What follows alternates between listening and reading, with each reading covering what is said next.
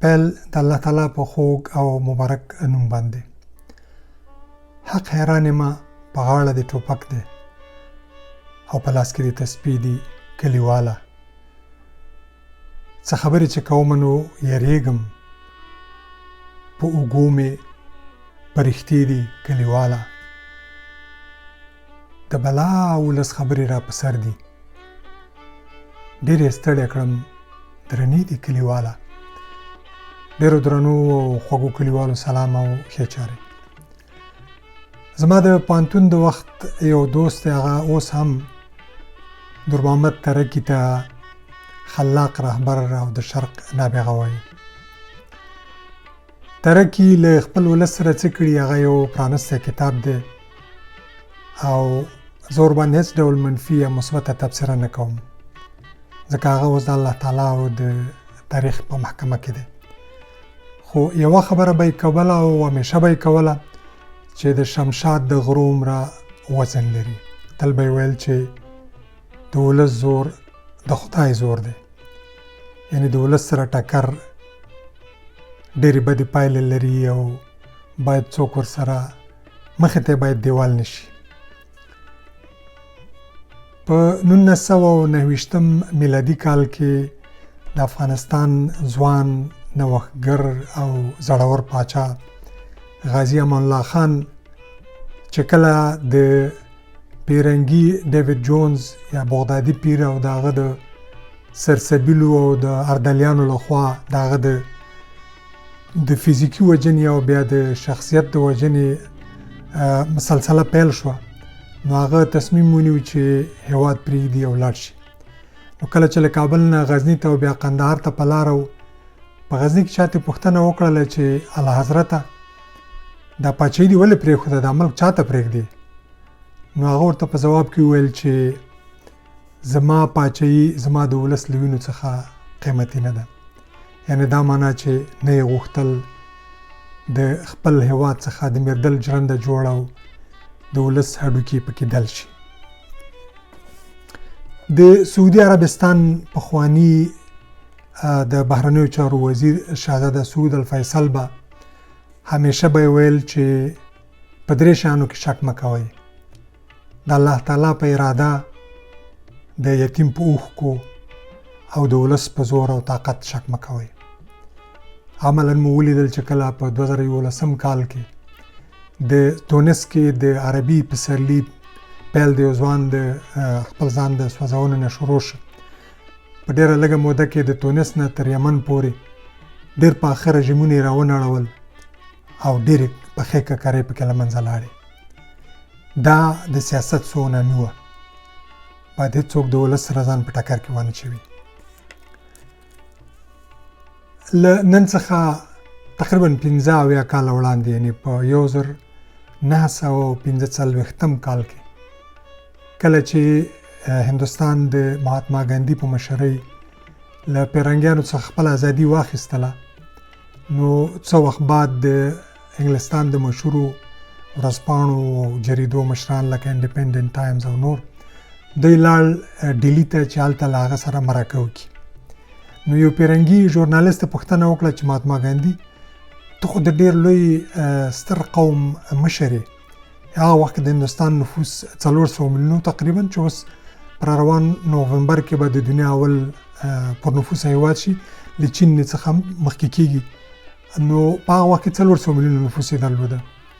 نو سړي ته پوښتنه وکړه چې ته د دومره لوی قوم مشر یې، دا څرنګه معقوله ده یا کېدلی شي چې ته د بوت او غوا ته د سر ښکته کړې؟ هغه ورته مسکی شو، ویل چې زه په دې باور یم چې حیوان او بوتان ما ته هېڅ ګټه یا تاوان نشي رسولی، البته زه د خپل قوم باور ته سر ږدم، نه دغه بوت او دغه غوا ته.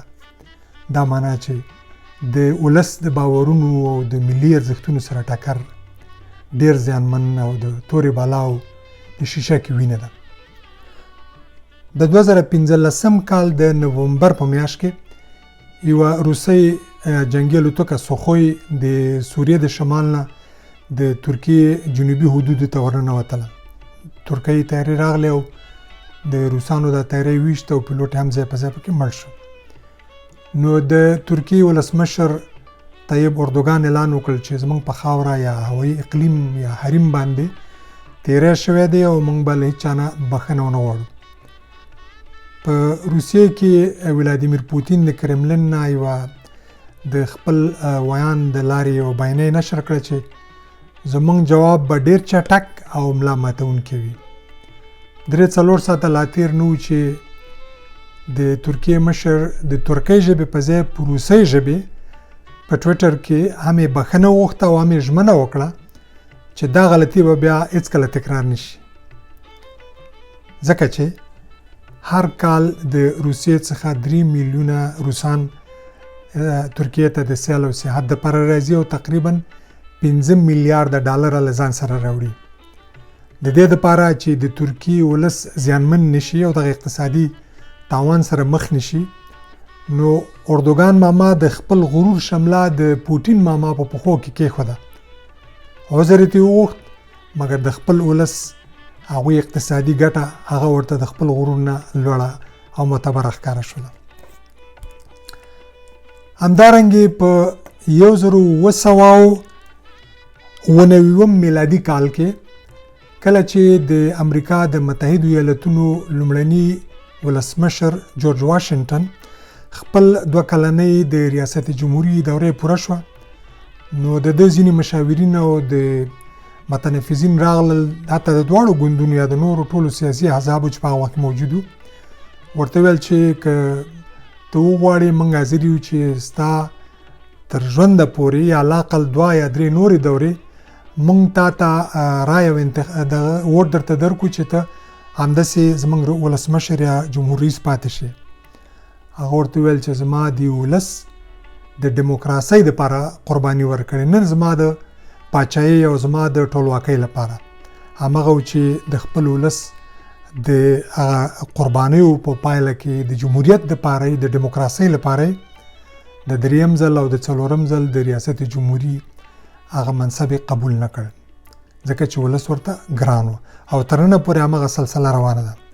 په 1902 هجري قمري کال چې د 1403 میلادي سره سمون خوري، د چنګیز کړوسی او د هولاکو لمسی په دمشق باندې یرغل ورول.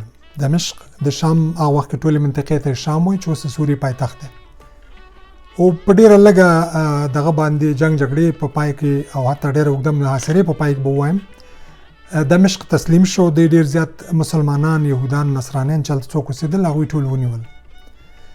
په دغه وخت کې د هولاکو لمسي وغوښتل چې د خلکو سره سوله وکړي او بندیان یې خوشي کړي. نو امام ابن تیمیه چې دغه سلفیان او په اصطلاح د سیاسي اسلام پلویان ورته شیخ الاسلام وایي، هغه شرط کېښود چې کله چې د مسلمانانو بندیان خوشي کېږي، په دې کې به هغه یهود او نصارا چې دوی په زندانونو کې اچولي هغه به هم ورسره ازادېږي. یو څوک ورته راغی، ورته ویل چې یا امام دا ته څه وایې، خو پرې چې مسلمانان خوشي کړي دا نور دې پاتې وي.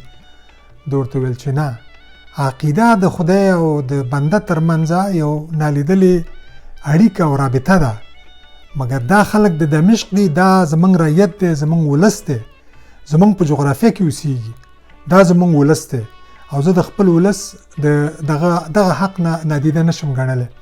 دوی باید د مسلمانانو سره یو ځای آزاد شي او همغه و چې د ده دا دغه ومنل شي، شرط ومنل شي. امام ابن تیمیه هغه څوک دی چې د دایرة المعارف له مخې د 330 کتابه لیکلي او ما یو لیست وکاته چې په هغې کې له 120 څخه زیات همدا اوس چاپ شوي دي، نورې مخطوطات دي او یا په کتابخانو کې پراته دي. حضرت سلیمان علیه السلام هم پاچاو او هم پیغمبرو، او حضرت سلیمان د حضرت مسیح علیه السلام نه 911 کاله پخوا تیر شوی دی، په دمشق، په فلسطین یا القدس یا اسرائیل کې تیر شوی دی. کله چې د ده لښکرې وادي النمل چې په قرآن کریم کې د دې صورت د هغې ته سورة النمل ورته وایي، نمل میږه یا مورچه، کله چې د ده لښکرې راورسېدلې، دا وادي النمل یا د میږي دښته د طایف په جنوب شرق کې ده، د مکې نه تقریبا 15 کیلومتره لرې پرته ده.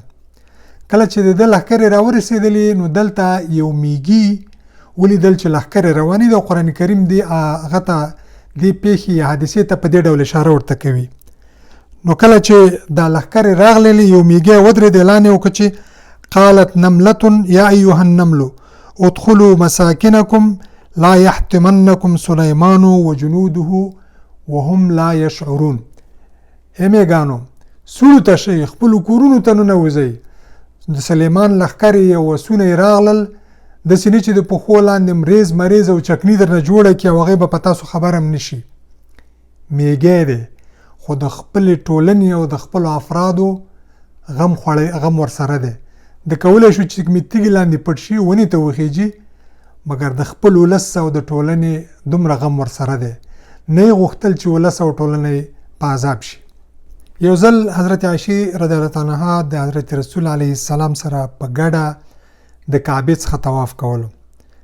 نو د کله چې دغه وړوکی دیوال چې کوم دوستان چې حج یا عمرې ته تللي دي پوهېږي، دغه ځای ته په عربي کې حتیم ورته وایي او د وړوکی یو دیوال ښکاري چې د تقریبا 1 متر یا د هغې نه ارتفاع جګه ده، د کعبې په شمالي برخه کې د ناوې یا د میزاب نه لاندې ده. دې ته پوښتنه وکړه چې دا دیوال د څه شی دی؟ پیغمبر صاحب ورته وویل چې دا خو د دې کعبې یوه برخه وه، خو په هغه وخت کې د چا چې جوړوله د هغوی سره پوره امکانات نه وو، یعنې ستا د نیکونو یا د قریشو سره چې دا د دې کعبې برخه وګرځوي. نو دې ته پوښتنه وکړه خو چې ته یې اوس دا کار وکړه. هغې ورته ویل چې عایشې ستا قوم یا ستا ولس د کعبې د مکې خلک دوی د اسلام سره نوي او د جاهلیت سره ډېر تازه دي، عمر ډېر نه دی شوی. داسې نه زما سره دا اندېښنه یا دا یېره ده چې دوی په زړونو کې بېرته د دې حقیقت څخه منکر نه شي. یعنې پیغمبر د خدای د خپل ولس، د خپل رعیت، د خپل امت دومره وړو خبرو ته هم پام دی چې نه یې غوښتل چې خپل رعیت او خپل امت خفه کړي یا د هغوی سره اندېښنې او سوالونه پیدا شي د مشروعیت په باره کې، در حاله کې چې دا پیغمبر دی هغه کولی شو د هغه یوه خبره باندې خلکو خپل سرونه په تلي کې او په ورغوي کې نیولي وو، مګر بیا هم هغه ونه غوښتل. دوستانو د دغه لنډ تاریخي بهیر او څو مثالونو په وړاندې کولو سره چې ما یې مخکې یادونه وکړله، زما یقین دی چې تاسو به هم په دې باور یاست چې هر فرد وګړي، سیاسي ګوندونه او واکمن نظامونه چې د خپلو خلکو ملي ارزښتونو او عقیدوي او فکري باورونو ته درناوی ونه کړي او هغه ناګڼلي او نادیده وګڼي، دا اندېښنه شته او بیخي په ځای ده چې یو وخت به د دوی زمري د نورو د کوڅه ډبو سپو لخوا وداړل شي او دوی به د مچیو په ځای مچان به یې وچیچي. شعارونه که هر څومره سوچا، رنګین او د لونګو درمندونه شي، خو واقعیت دا دی چې د فقیر او د وږي ولس تش نسونه په شعارونو باندې نه ډکېږي. ډېره مننه. زه هیله یم دوستانو چې تاسو به زما دا ویډیو زما د یوټیوب په چینل کې سبسکرایب او په فیسبوک کې له نورو دوستانو سره شریکه کړئ ترڅو دا غږ د ډېرو دوستانو غوږونو ته ورسیږي. یار زنده، صحبت باقی.